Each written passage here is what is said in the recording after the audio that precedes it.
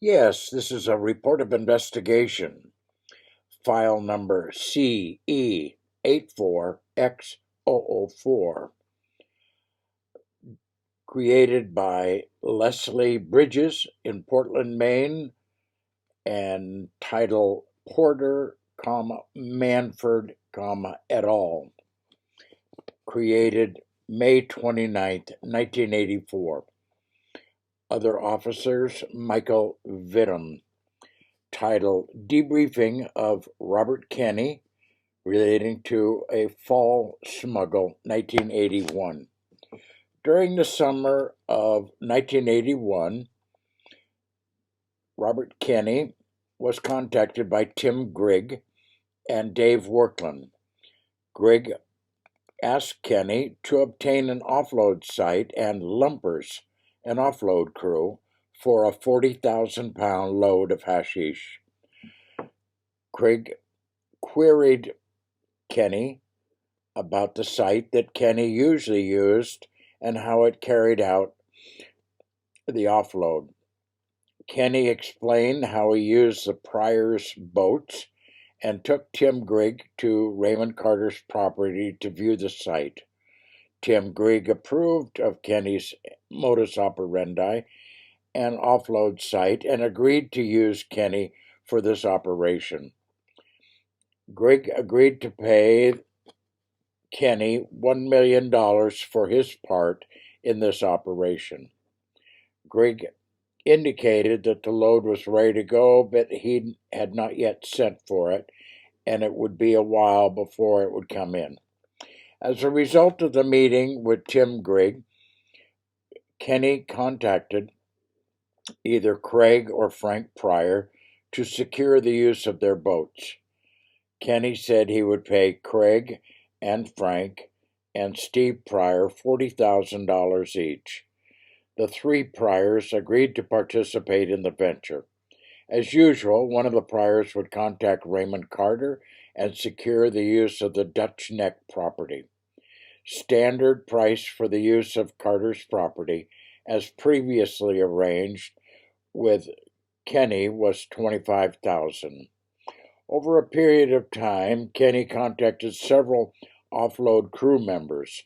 He does not recall specifically who they were, but was sure that he had contacted Alan or Ralph Winchenbach for the use of their skiffs, their speedboats, for transportation and escape.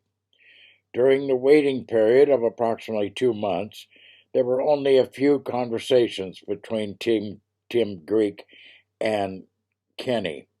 These were primarily assurances that Kenney had everything ready for Kenney's end.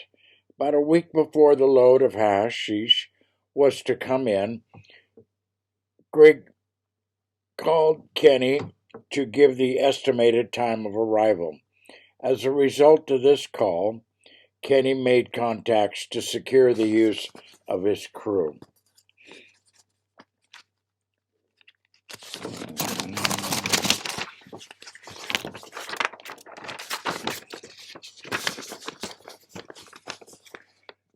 The day before the actual offload, Tim Grigg arrived in the area. As a result of previous arrangements, Alan Winchenbach, Kenney discussed bringing the offload trucks to Alan's house until the following day. Tim Grigg agreed to this plan. During that afternoon, the trucks arrived and were taken to Alan Winchenbach's residence on Route 1 in Warren, Maine. There were three straight job trucks, white in color, that were in really good shape. The truck drivers spent the night at Winchenbach's trailer. Grigg eventually went somewhere in Rockland to meet John the Panther's right-hand man. Kenney believed that Grigg spent the night in Rockland area, possibly the Samoset. Tim Grigg was driving Workland's blue, relatively new, believed to have been Maine registered pickup. Kenney advised that they met the offload trucks at the end of Route 90 and took them to Winchbox one at a time. Because of the transfer of responsibility to other crew members, Kenney does not recall how most arrived or were transferred to the offload site. Kenney, Peter O'Brien, and possibly a third person met Frank Pryor on his boat, the Finest Kind, in Port Clyde, Maine. They journeyed to Eastern Egg Rock, where they had rendezvous with Steve Pryor and Craig Pryor, who were in their boats. Also present with Steve and Craig were other offload crew members. They arrived at Eastern Egg Rock shortly after dark. After approximately a 2-hour wait at Eastern Egg Rock, the Marianne arrived. The Marianne was crewed by Dave Workland, Russell O'Done, and Eddie Welsh. It was raining during the transfer by Eastern Egg Rock. The Marianne was equipped with a conveyor that was used during the transfer. While transferring the load to Pryor's boat, Kenney received a coded radio message from Raymond Carter. Said, "Your mother's coming," which means that there was a raid on the property. Note, it was later learned that one police car had come down into the area, believed to have been on another call. As a result of this call, because they had boat on into the site, making certain all was clear. After receiving verification that the site was clear from Ralph Winchenbach, the loaded boats went into and tied up to Raymond Carter's floats. When they arrived at the offload site, it was still raining and blowing.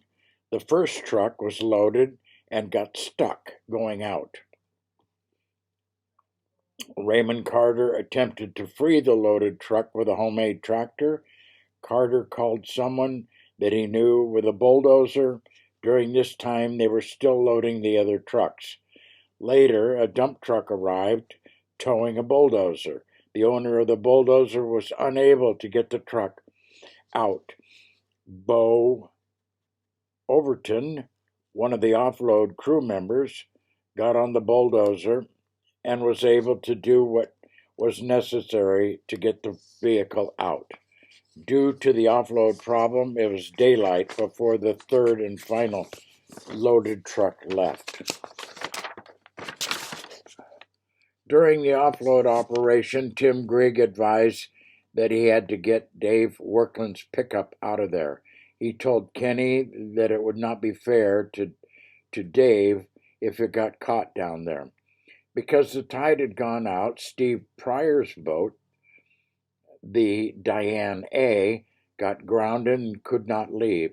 Many of the offload crew, including Kenney, got a ride to Craig Pryor's house in the dump truck. For a long period of time after the completion of this operation, there were numerous telephone communication between Kenney and Tim Grigg regarding payment. The delay was due to being unable to move the hash. Over a period of months, there were numerous meetings with Kenney. The following are some of the meetings. Logan Airport, Delta Terminal, Boston. Kenney, Tim Grigg, and John the Panther. No money transferred. Faneuil Hall, Boston. Kenney, Tim Grigg, Eddie Welsh, Dave Workland, Russell O'Done, John the Panther. No money transferred. New York City, arrived via chartered plane from Marshfield, Massachusetts to LaGuardia. Fred McAfee, John the Panther, Kenney. Kenney got $90,000 and flew back to Marshfield.